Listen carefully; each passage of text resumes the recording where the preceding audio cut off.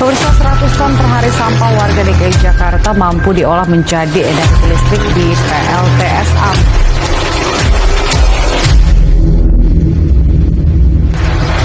Aku David Algi. Saya Nathan Surya. Aku Anggi. Untuk hanya mendengar ya.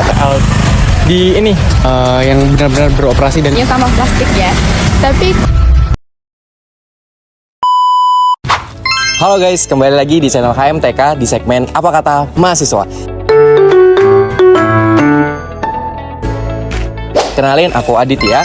Di sini aku lagi berada di Fakultas Teknik Universitas 11 Maret. Jadi sesuai segmen kita pada hari ini, kita akan mewawancarai beberapa mahasiswa terkait topik yang lagi booming di kalangan chemical engineering, yaitu pembangkit listrik tenaga limbah plastik. Tanpa basa-basi, langsung kita tanya aja, apa kata mahasiswa? Oke. Halo Mas, Halo. Boleh dong kenalan dulu siapa namanya dan dari semester berapa sekarang? Ya, kenalin, aku David Algi Fernarianto. Sekarang udah di semester 4. Halo semuanya, saya Nathan, saya dari Teknik Kimia UNS semester 2. Aku Surya dari semester 4. Oke, halo, kenalin, nama aku Anggi dan sekarang lagi semester 2. Oke Mas David, jadi di sini aku mau nanyain tentang beberapa hal terkait topik kita, yaitu pembangkit listrik tenaga limbah plastik. Jadi, apakah Mas David ini udah sering mendengar tentang pembangkit listrik tenaga limbah plastik di sekitarnya Mas David? Kalau untuk mendengar ya udah lumayan sering lah untuk hanya mendengar ya. Tapi kalau di sekitar aku, misalkan di rumah di Bogor itu masih kurang penerapannya. Tapi untuk karena kita kan sering-sering baca jurnal dan lain-lain, itu udah hal yang udah banyak sih. Ya kalau di Solo saya tahu ya yang terkenal itu di Solo ada pembangkit listrik Putri Cempo itu ya yang di Bojosongo. Kalau buat pembangkit listrik tenaga limbah plastik itu ada ya, kayaknya di Solo juga ada di ini tempat penampungan sampah yang Putri Cempo itu kayaknya udah mulai ada dan udah mulai beroperasi. Cukup sering sih lihat dari berita biasanya. Terus, menurut Mas Nathan, apakah pembangkit listrik tenaga limbah plastik ini efisien apabila diterapkan di negara kita Indonesia? Mungkin perlu diuji coba dulu ya, karena setahu saya kan baru di Solo yang benar-benar beroperasi dan bisa menghasilkan tenaga listrik. Kalau efisiensi itu mungkin nanti bisa ditinjau lagi lebih jauh keberlanjutannya. Tapi secara sumber daya sampah, Indonesia kan termasuk memiliki banyak sampah ya. Mungkin itu bisa dimanfaatkan sih sebagai salah satu pembangkit listrik. Kalau menurutku sih efisien aja sih, karena kan Indonesia kan juga masyarakatnya banyak dan juga banyak kayak mengumpulkan limbah plastik juga kan gitu. Jadi limbah plastiknya itu daripada kita tumpuk di TPA, mending diubah energinya biar bisa jadi listrik. Menurutku efisien ya, soalnya kan bahan bakunya sampah plastik, di mana di Indonesia ini masih menjadi permasalahan banyaknya sampah plastik ya. Tapi untuk keberhasilannya perlu adanya dukungan dari pemerintah dan juga masyarakat. Masyarakat juga perlu tuh untuk diedukasi dan dibiasakan untuk memilah sampah plastiknya agar lebih dapat dimanfaatkan nantinya.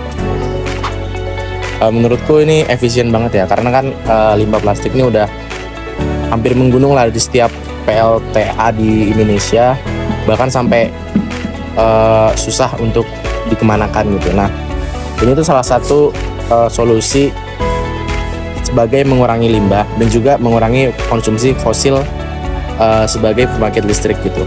Karena kan masih banyak batu bara ya kalau pembangkit listrik, mungkin itu sih.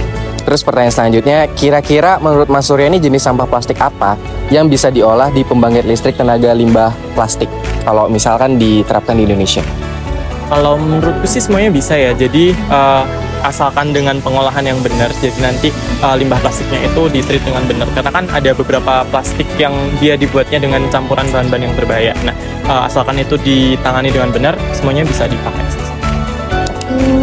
Menurut dari beberapa yang aku baca ya, itu sampah yang terbuat dari polietilen, polipropilen, sama PVC itu bisa diubah jadi energi listrik.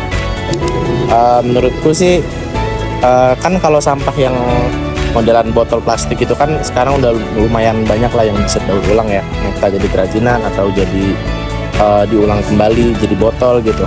Nah, mungkin yang sekarang banyak itu disedotan sama di resek ya. Mungkin di situ yang harus lebih dicoba untuk dibuat di pembangkit listrik tenaga limbah plastik itu.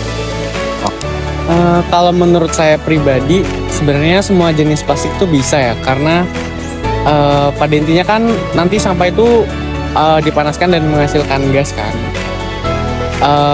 Tetapi mungkin ada beberapa jenis plastik yang harus diperhatikan secara khusus pengolahannya karena proses pembentukannya itu melibatkan beberapa bahan berbahaya. Terus pertanyaan terakhir nih, apakah hasil akhir dari pembagian ini berpotensi untuk menghasilkan limbah yang baru? Tentunya iya ya, soalnya yang dari yang aku baca itu prosesnya itu menghasilkan abu atau residu padat, ada juga emisi, ada juga limbah cair. Tapi limbah-limbah tersebut lebih mudah tuh untuk ditangani daripada sampah plastik itu sendiri. Tapi kita juga bisa kok milih prosesnya yang lebih ramah lingkungan. Contohnya ada gasifikasi atau pirolisis yang lebih ramah lingkungan dibandingkan pembakaran secara langsung.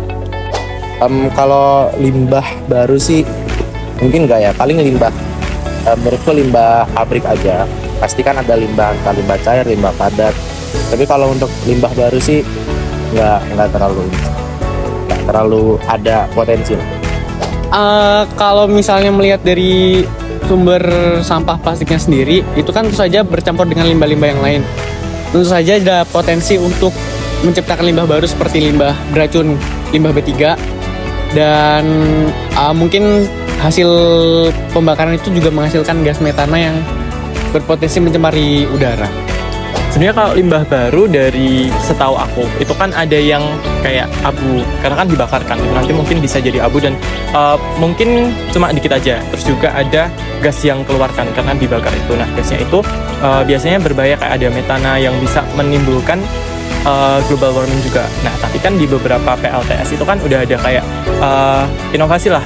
Jadi gasnya itu bisa ditampung terus kemudian diolah lagi biar nanti pas dibuang itu bisa di bawah standar baku mutu itu. Jadi sebenarnya untuk PLTU PL pembangkit listrik tenaga limbah plastik itu udah dipikirkan lah pasti. Jadi nanti keluarnya itu limbahnya itu nggak terlalu banyak dan nggak terlalu berbahaya untuk lingkungan. Oke Mas Surya, terima kasih atas jawabannya. Oke guys, jadi itu dia tadi beberapa pernyataan dari mahasiswa yang udah kita wawancarain terkait topik pembangkit listrik tenaga limbah plastik. Gimana jawabannya? Pasti pada keren-keren banget dong, dan tentunya bisa menambah wawasan bagi kita semua. Nah, dari pendapat mereka tadi dan jawaban mereka tadi, teman-teman tuh pada setuju nggak sih? Atau mungkin ada yang kurang sependapat? Atau mungkin ada yang punya pendapat atau opini pribadi? Kalau misalnya teman-teman punya pendapat dan opini pribadi tentang topik yang tadi, boleh ya kita isi kolom komentar di bawah ini. Oke, terima kasih semuanya. See you everyone.